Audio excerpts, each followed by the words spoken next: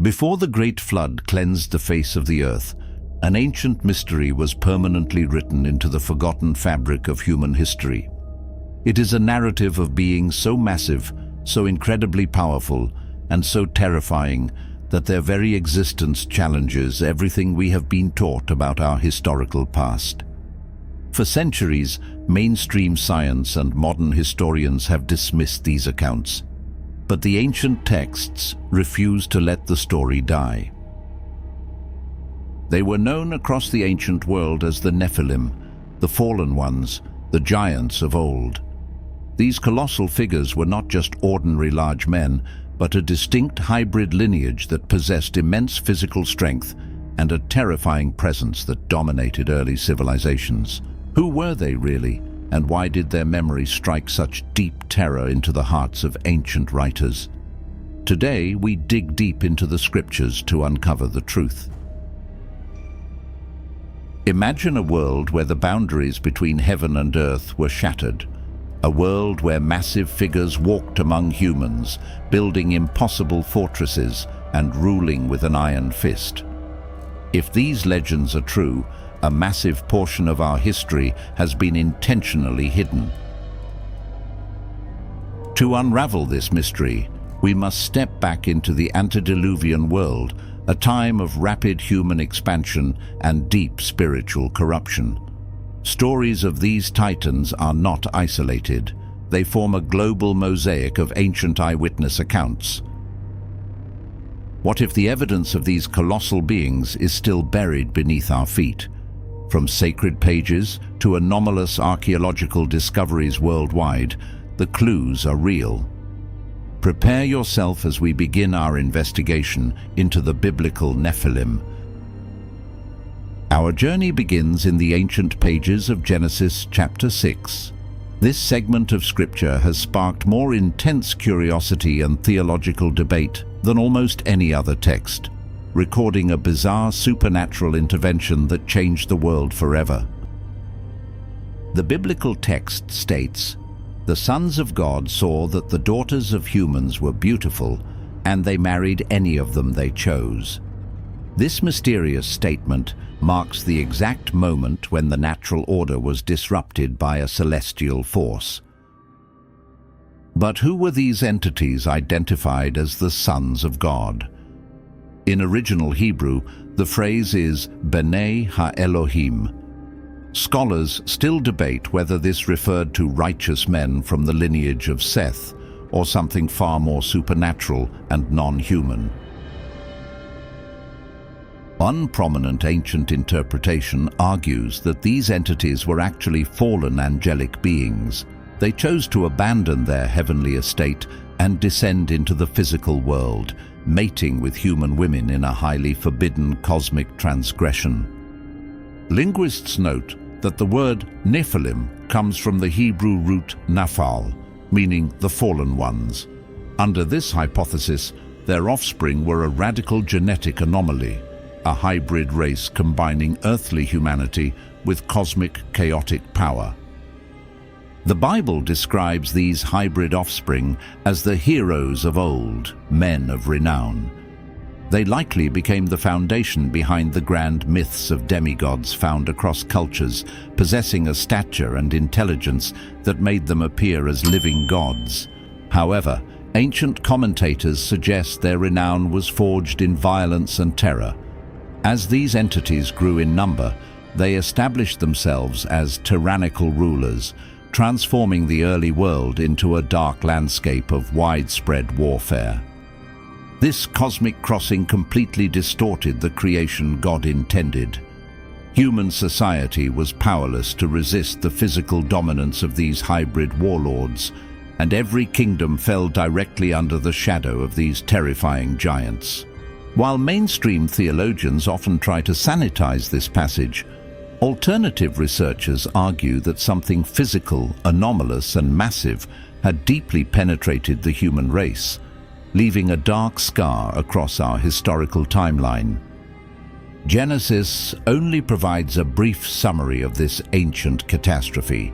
To discover the full scale of this angelic rebellion and the specific names of their celestial leaders, we must follow the clues left behind in hidden, suppressed texts. To understand the true scope of this rebellion, we must examine the ancient book of Enoch. Discovered among the Dead Sea Scrolls, this vital text provides a highly detailed, first-hand account of the shocking events leading up to the Great Flood. The Book of Enoch identifies these fallen angels as the Watchers, celestial guardians who betrayed their divine mission. Enoch records that a faction of 200 powerful angels bound themselves with mutual curses to descend to earth. The text names an entity named Semyaza as their chief commander. Under his orders, the Watchers descended onto the snowy summit of Mount Hermon, a real geographical location that still stands today on the border of Syria and Lebanon. According to Enoch, the offspring born from these unions grew to monstrous proportions. They became so massive that regular human resources could no longer sustain them. When food supplies were exhausted, the giants turned their fury against humanity. The antediluvian world quickly transformed into a living nightmare of cannibalism and destruction. The Nephilim began to consume human beings and drink their blood, turning the peaceful creation into an apocalyptic landscape dominated by bloodthirsty titans. Beyond physical terror, the Watchers corrupted humanity with forbidden celestial knowledge. They taught mankind metallurgy to forge deadly weapons, introduced women to sorcery and cosmetics, and instructed men in astronomy and the dark occult arts. This sudden influx of forbidden technology caused warfare to explode globally. Humanity, armed with advanced weapons taught by fallen angels, began tearing itself apart, completely severing their spiritual connection with the Creator. Enoch records that the earth itself cried out against the genetic defilement. The souls of slaughtered men begged heaven for divine intervention. The stage was finally set for a cataclysmic response from the heavens to cleanse the planet. As the corruption of the Nephilim spread like a cancer, the world became utterly broken. The violence was absolute, and the cries of humanity reached the heavens. The Creator realized that the only way to save the future was a clean slate. This brings us to the true purpose of Noah's flood. Some biblical scholars argue that the deluge was not merely a punishment for human sin, but a targeted response to the corruption described in Genesis 6. The text notes that Noah was perfect in his generations, a phrase that some interpreters understand as referring to an uncorrupted lineage. According to this view, the flood served to preserve humanity and restore the created order. Then, the floodgates of heaven opened and an apocalyptic deluge consumed the globe. The towering cities built by the giants were smashed to pieces, and the Nephilim, despite their immense physical strength, drowned in the dark waters. But what happened to their immortal spirits? Born of both earthly flesh and heavenly spirit, their souls could not cease to exist. One influential interpretation claims the drowned spirits of the Nephilim became the disembodied entities we know today as demons. Our investigation now takes a startling turn. The book of Genesis contains a highly specific clause. The Nephilim were on the earth in those days, and also afterward. How could the anomaly of giant humanoids return after the flood? We find the chilling answer when Israel scouts the Promised Land. The spies return in absolute terror, reporting, "We saw the Nephilim there. We seemed like grasshoppers in our own eyes, and we looked the same to them." The giants were back. These post-flood giants were known as the Rephaim, Anakim, and Emim. The prophet Amos describes the Amorites as being as tall as the cedars and as strong as the oaks. These were an entirely different, fiercely violent breed of humanoids. The Anakim established massive fortified cities throughout the hill country of Canaan, notably in Hebron.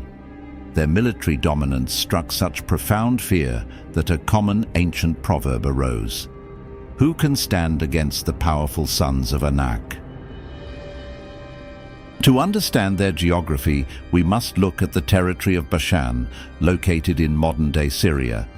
Historically known as the land of the Rephaim, this region was a central hub for the giant remnants, setting the stage for a massive confrontation. The most detailed description belongs to Og of Bashan. Deuteronomy records that Og was the last of the remnant of the Rephaim. His bedstead was made of solid iron and measured over 13 feet long, proving his kingdom was a massive military powerhouse. Moses led Israel against King Og at the Battle of Edrei. Despite the terrifying size of the king, the biblical text records that God delivered Og into the hands of Israel, fracturing their power and scattering the remaining families into coastal lands. This context changes everything we think we know about the wars of the Old Testament. Some biblical scholars argue that the campaigns against certain Canaanite tribes were not simply territorial conflicts, but part of a larger struggle against groups believed to be connected to the lingering legacy of the giants. If that interpretation is correct, these battles carried consequences far beyond politics, shaping the future of biblical history itself. As centuries progressed, the giant tribes were pushed to the margins of the world.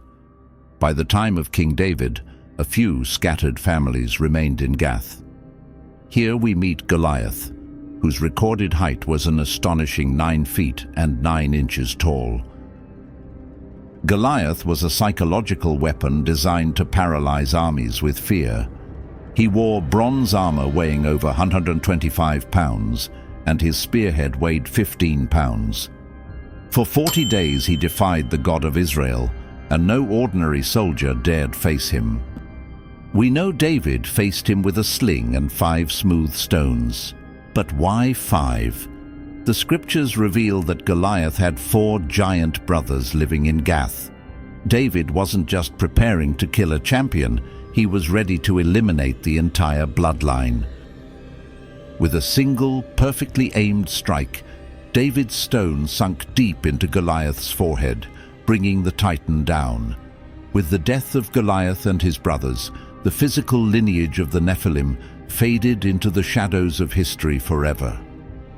Some scholars argue that David's victory represented far more than the defeat of a single warrior. In this view, it marked the symbolic end of a conflict that had echoed through biblical history since the days of Noah. As the giant clans faded from the historical record, the stage was set for the next chapter in the story of Israel and the promises that would shape the future. Though the giants vanished, early texts suggest they left behind a silent, monumental testament to their power. Early explorers and modern archaeologists have documented massive stone structures that completely defy the capabilities of standard ancient humans. In Bashan, early geographers discovered the ruins of massive stone cities. These structures featured doors carved out of single pieces of solid stone over 10 feet high. The scale of these buildings led travelers to call them the cities of the giants. We find a similar anomaly in Baalbek. At the base of these ancient temples lie the trilithon stones, 3 colossal limestone blocks weighing an astonishing 800 tons each, lifted with a level of precision that remains a profound mystery today. Why did ancient civilizations attribute these marvels to a prehistoric race of giants? To them, the answer was obvious. They believed they were living among the ruins of a physically superior hybrid society that manipulated the environment with ease. When we analyze the evidence, from the precise descriptions in Genesis and Enoch to the geographical tracking of the Rephaim across the Promised Land, the narrative of the Nephilim becomes impossible to ignore. They are history's missing link. If even part of these ancient accounts is rooted in historical reality, the implications are extraordinary. The stories of giants, fallen beings, and a world transformed by divine judgment would force us to reconsider long-held assumptions about the distant past. Whether viewed as history, theology, or legend, the mystery continues to captivate researchers, scholars, and believers around the world. Jesus left us a chilling prophecy regarding the end of the age. As it was in the days of Noah, so it will be at the coming of the Son of Man. Could this mean the ancient cosmic anomaly is destined to return in our modern times?